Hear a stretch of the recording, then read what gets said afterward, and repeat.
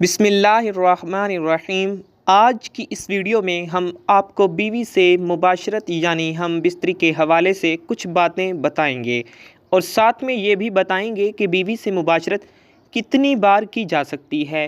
Video skip بالکل نہیں کرنا اور اس بارے میں مکمل تفصیلات جاننے کے لیے ویڈیو کو آخر تک ضرور دیکھیے گا۔ ناظرین، اکثر یہ سوال سننے میں آتا ہے کہ بیوی کے ساتھ کتنی بار ہم بستری کی جا سکتی ہے۔ دراصل شریعت نے بیوی کے ساتھ ہم بستری کرنے میں کوئی حد مقرر نہیں کی۔ یہ عمل ہر مرد اپنی مردانہ قوت کو مد نظر رکھتے ہوئے اور بیوی کے مخصوص ایام کا خیال رکھتے ہوئے اور بیوی کی صحت کے حساب سے جس قدر چاہے کر سکتا ہے، لیکن غذائیں خالص نہ ہونے کی وجہ سے بیوی کے ساتھ کثرت سے ہم بستری کرنا انسان کی جوانی کو بہت ہی جلد ختم کر دیتا ہے۔ ایک بار ہم بستری کے دوران مادہ تولید کی کثیر مقدار انسان کے جسم سے خارج ہوتی ہے اور مادہ تولید کی تیاری میں اچھی غذا کا ایک کثیر حصہ خرچ ہو جاتا ہے۔ تو اس طرح اچھی غذا کی ایک کثیر مقدار ایک مرتبہ ہم بستری کرنے میں استعمال ہو جاتی ہے۔ مادہ تولید کی کمی کے باعث بعض اوقات انسان کی صحت پر بہت برا اثر پڑتا ہے اور انسان مختلف بیماریوں کا شکار بھی ہو سکتا ہے۔ ایسی بیماریوں میں سے ایک اہم بیماری سرعت انزال ہے۔ اگر انسان اس بیماری میں مبتلا ہوگا تو اس کے جنسی اعضاء کی قوت جاتی رہے گی اور ہم بستری کے لطف سے محروم ہوتا جائے گا۔ جنسی اعضاء کی قوت میں کمی کے باعث میاں بیوی کے باہمی تعلق میں ناخوشگواری اور رنجش پیدا ہونے لگے گی۔ ہمارے بزرگوں کا فرمانا ہے کہ زیادہ ہم بستری کے سبب انسان کے اعضائے رئیسہ مثلاً دماغ، دل، جنسی اعضاء اور گردے وغیرہ متاثر ہونے لگتے ہیں، جو انسان کی شدید جسمانی اور ذہنی کمزوری کا سبب بنتا ہے۔ مادہ تولید پتلا ہو جاتا ہے، جس کا اثر ہونے والی اولاد پر بھی ہوتا ہے اور وہ کمزور اور ضعیف الخلقت پیدا ہوگی۔ ناظرین، نبی کریم صلی اللہ علیہ وآلہ وسلم کے آزاد کردہ غلام ثعبان رضی اللہ تعالیٰ عنہ نے ایک حدیث سنائی۔ کہا، میں رسول اللہ صلی اللہ علیہ وآلہ وسلم کے پاس کھڑا تھا کہ ایک یہودی عالم آپ صلی اللہ علیہ وآلہ وسلم کے پاس آیا اور کہا، اے محمد صلی اللہ علیہ وآلہ وسلم، آپ پر سلام ہو۔ میں نے اسے اتنے زور سے دھکا دیا کہ وہ گرتے گرتے بچا۔ اس نے کہا، مجھے دھکا کیوں دیتے ہو؟ میں نے کہا، تم یا رسول اللہ صلی اللہ علیہ وآلہ وسلم نہیں کہہ سکتے۔ یہودی نے کہا، ہم تو آپ کو اسی نام سے پکارتے ہیں جو آپ صلی اللہ علیہ وآلہ وسلم کے گھر والوں نے آپ صلی اللہ علیہ وآلہ وسلم کا رکھا ہے۔ تو رسول اللہ صلی اللہ علیہ وآلہ وسلم نے فرمایا، یقیناً میرا نام محمد صلی اللہ علیہ وآلہ وسلم ہے جو میرے گھر والوں نے رکھا ہے۔ یہودی بولا، میں آپ سے پوچھنے آیا ہوں۔ رسول اللہ صلی اللہ علیہ وآلہ وسلم نے اسے فرمایا، اگر میں تمہیں کچھ بتاؤں گا تو کیا تمہیں اس سے فائدہ ہوگا؟ اس نے کہا، میں اپنے دونوں کانوں سے توجہ سے سنوں گا۔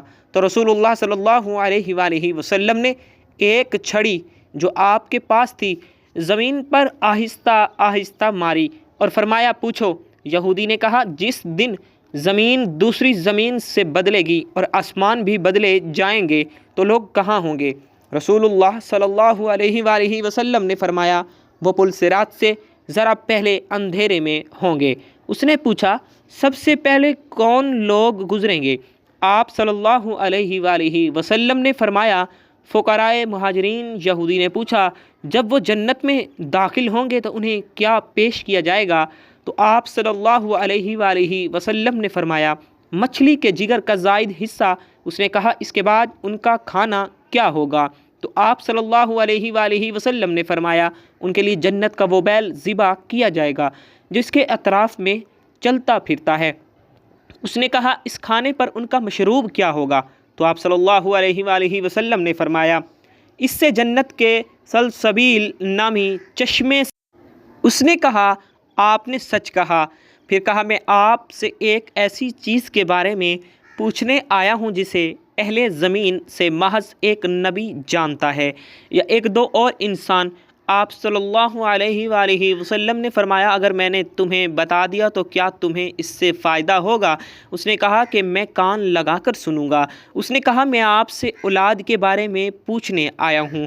آپ सल्लल्लाहु अलैहि वआलिहि वसल्लम ने फरमाया, मर्द का पानी सफ़ेद होता है और औरत का पानी ज़र्द। जब दोनों मिलते हैं और मर्द का मादा मनु ये औरत की मनी पर गालिब आ जाता है तो अल्लाह के हुक्म से दोनों के यहाँ बेटा पैदा होता है। और जब औरत की मनी मर्द की मनी पर गालिब आ जाती है तो अल्लाह अज़्ज़ वजल के हुक्म से दोनों के यहाँ बेटी पैदा होती है।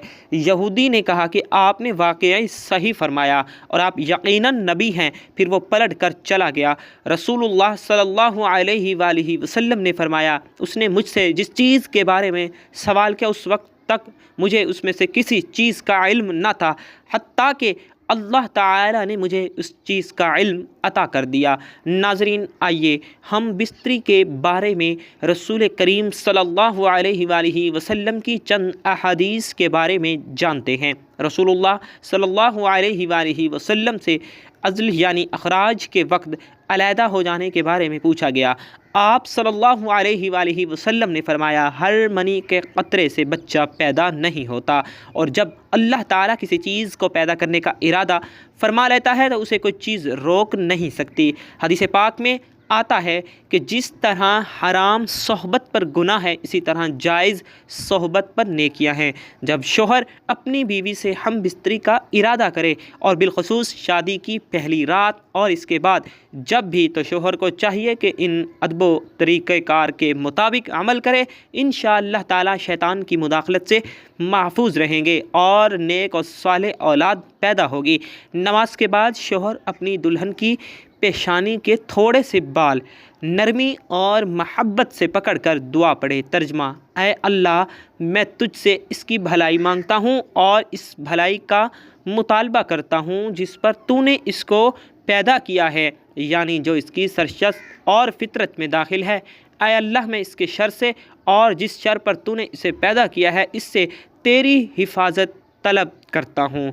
तो नाज़रीन, आइए जानते हैं नमाज और इस दुआ की बरकत से मियाँ बीवी के दरमियान महब्बत और उल्फत कायम होगी इंशाअल्लाह ताला। और 10 मरतबा अल्लाहु अकबर पढ़े और सूरत इखलास 1 मरतबा पूरी पढ़े।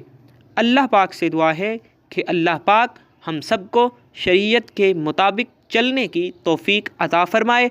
अल्लाह पाक हमारी खामियां और कमियों को, कोताहियों को मुआफ़ फ़रमाए। और दुआ है कि अल्लाह पाक तमाम शादीशुदा जोड़ों को जो बे औलाद हैं सबको औलाद की नेमत से माला माल फ़रमाए।